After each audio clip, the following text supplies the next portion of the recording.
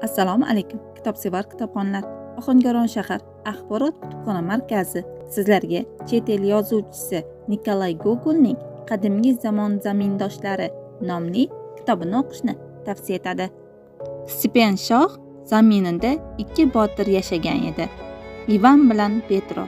Ular qiyomatli do'st tutinib, bir mayiz topsalar ikkiga bo'lishga ahd qiladilar. Stepan shoh turklarga qarshi urush boshlab, kimki turk podshosini tutib kelsa, barcha askarlarimning maoshini beraman deb jar chaqirtiradi.